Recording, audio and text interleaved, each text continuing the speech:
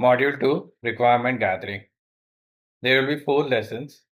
This is where most BA projects succeed or fail, long before a single requirement gets documented. We will cover pre-interview prep, the 5 question types, the entire pattern to avoid, hybrid note taking, and a voice dump trick.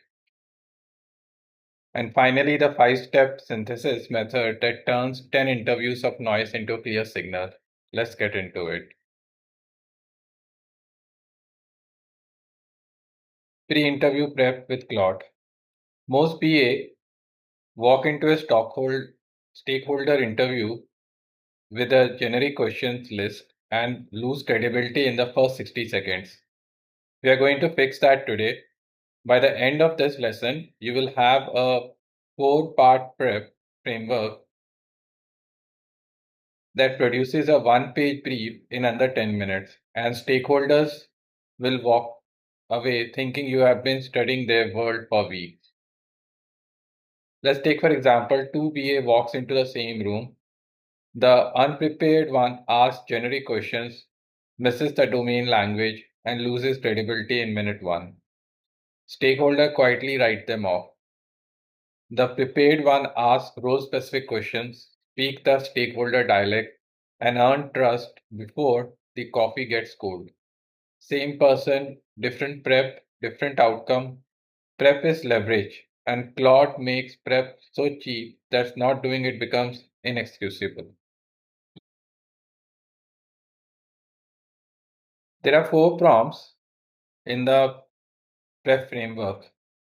Probably it will take you 8 minutes. That's the whole framework. First prompt, stakeholder role brief, who they are, what they care about. Second prompt, domain context, industry trends, acronyms, current pressures. Third prompt, 25 targeted questions sorted by intent. Fourth one, anticipated response with follow-ups and red flags. You run these in sequence, you copy the best part into a 1-page brief, you print it, you bring it to the meeting, that's it. Now let's look at the prompts. This is the prompt 1. We are briefing Claude as a senior BA, then asking for a profile of a typical VP of sales at a 500-person, 80 million ARR, newly public B2B SaaS company. Notice the specificity. The detail is what shifts. The output from generic to laser focus. We are asking for day-to-day responsibilities, top 3 KPIs, common pain point, decision authority, and what they care about now in Q4. 250 words, bullets, peer-to-peer tone. Save this prompt and you will use it before every senior stakeholder meeting for the rest of your career. Let's see this in action also in Claude. Let's go to Claude and paste it. Let's send it to the Claude. So Claude has started responding.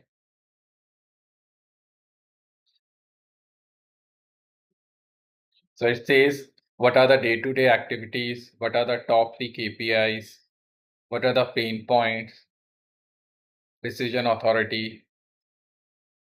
And what they care about in Q4. Notice that based on the prompt, you got an idea about the stakeholder role, and you now have a brief about that stakeholder.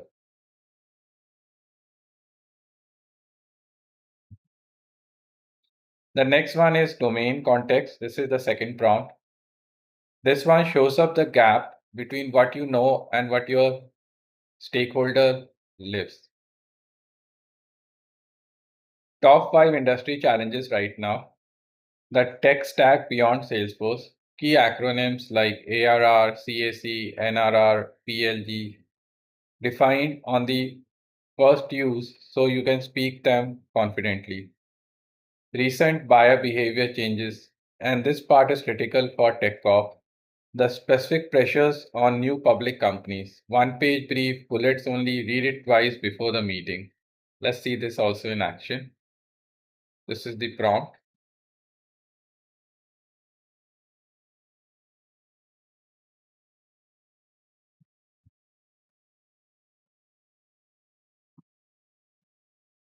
Claude is going to read the prompt and then it's going to give us the output.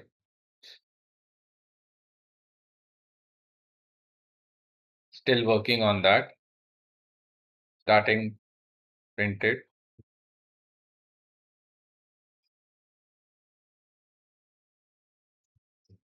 So Claude has given the industry challenges, top 5. Common tech stack beyond Salesforce. So we have to cross-check with stakeholder during the meeting. Are they using any one of these? Then now we know the acronyms. What does ARR stand for? Annual recurring revenue. CAC is customer acquisition cost. PLG is product-led growth. And these are the other one, ACP, marketing qualified lead, RevOps, revenue operation, GTM, go-to-market strategy. Then these are the recent buyer behavior changes. And these are something that during our meeting with stakeholder, we are going to cross-check, are they also seeing these kind of behavior changes? And these are the typical trends which are affecting forecast accuracy. Let's go back to presentation. The next one is question bank prompt. This is the heart of the framework. 25 questions in 5 categories. 5 exploratory to open the topic. 5 process walkthrough to map the steps. 5 pain points to find where it leads. 5 aspirational to surface the vision. And 5 measurement questions to anchor in numbers. For each one, Claude adds a why this matter note in italics so that you understand intent behind every question. And critically, we tell Claude to avoid leading compound yes, no, and jargon. Those are the 4 anti-patterns that ruin any interview. So let's copy this also. Let's go back and put it in the Claude and let's see the output.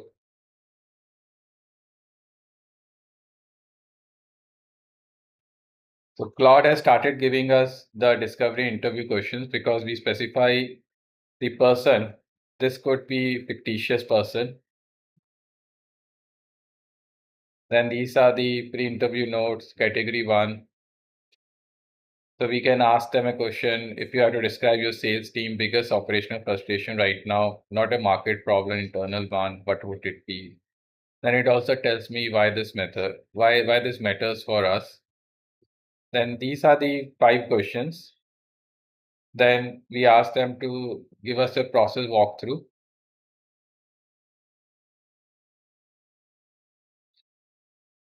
And then we have a follow-up question. If someone says yes to a question, then what happens in next 24 to 48 hours? Then we ask them what is the pain point? And these are the questions. And these questions are just placeholders. You can always modify or tweak it as per your stakeholder. Take for example, question is if I ask your top 3 reps what they find most frustrating about the tools and process that they use every day, what would they prefer? So this gives you an understanding whether VP knows what tools their team is using, how much grounded they are, how much hands-on they are. Then the next category is aspirational, where we ask them what is their future state vision. So questions like these, if you could give your rep 5 hours a week, what would you want them to doing with that time instead of what they are doing now? So this feels like we will tell Sarah, who's a person who's getting interviewed right now, that where she believes the real value of rep time lives, whether it is in prospecting, relationship building, or deal strategy. Then we ask them about the measurement and KPIs in the fifth category. So there are 5 questions over here. So if I just picked any one of them, like when leadership or your board ask about revenue forecast, how do you build that number? How often does that final result land close to what you predict? So this tells us about the methodology that they use, how much clean their CRM is, what is the discipline that people are following in the sales team to keep the CRM data clean. And then we have a closing prompt. Let's go back to presentation.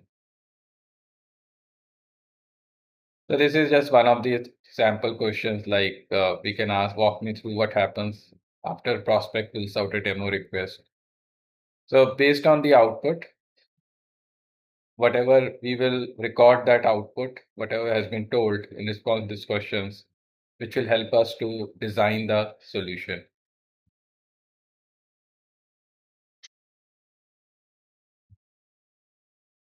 Now, fourth prompt is the secret weapon.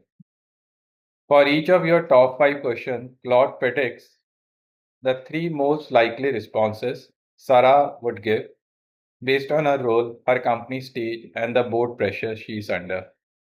For each predicted answer, it gives you a smart follow-up question and the red flag to listen for. So when Sarah actually answers, you are already 3 moves ahead. You can probe instead of pause. You can pivot instead of panic. So let's see if I copy paste this prompt and put it in Claude.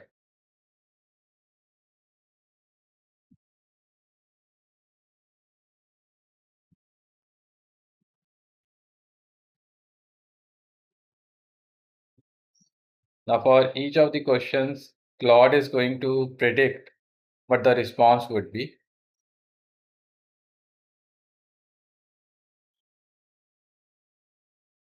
Let it build the response metrics.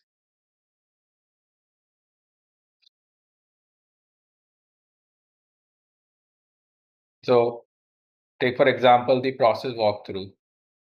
If the likely answer is like the optimist one, then we may have a follow-up questions and they could be red flag based on what the response is. So this helps us to practice what our follow-up should be based on the answers that we will get from the interview. So let's take, for example, the question is, where in the process do deal most often stall or die? So likely answer based on our experience is like later stage. Then we can have a follow-up question for Sarah. When a deal goes quiet in that phase, what does your rep actually do? Do they have a playbook or it's up to them? Now, post-verbal stalls that aren't tracked is equal to systematic forecast inflation.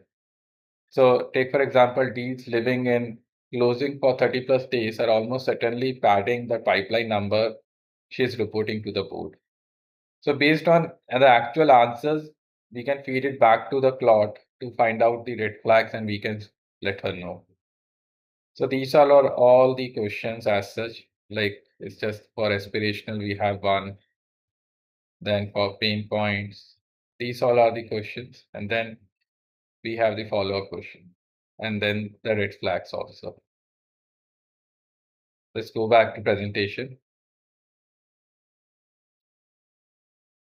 Now stitch the 4 output into one page, 4 sections. First section will be stakeholder snapshot. For us, it is Sarah. She is VP of Sales. Her KPIs, her communication style. Second section is domain context, top 5 trends, key acronym defined.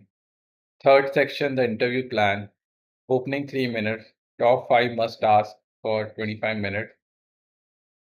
10 nice to ask, closing 7 minutes. And fourth section is anticipated responses with follow up. You can print that, you can bring it to the meeting, and this way you can win the room.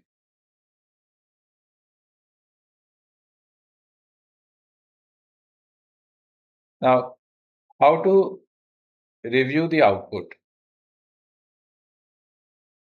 Don't ship Claude without reviewing it. 4 quick checks. Are the KPI realistic?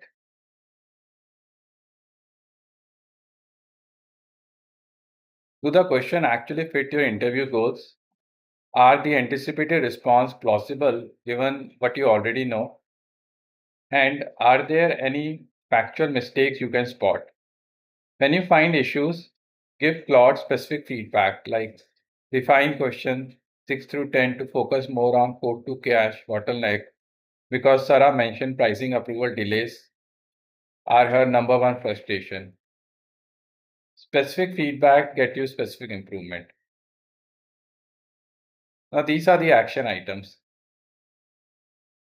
Save all 4 prompts to your library, name them clearly, build a full prep brief for Sarah using the framework, time yourself, target under 10 minutes total, share the brief with a peer for review, and use it in real interview this week, even if it's an informal one.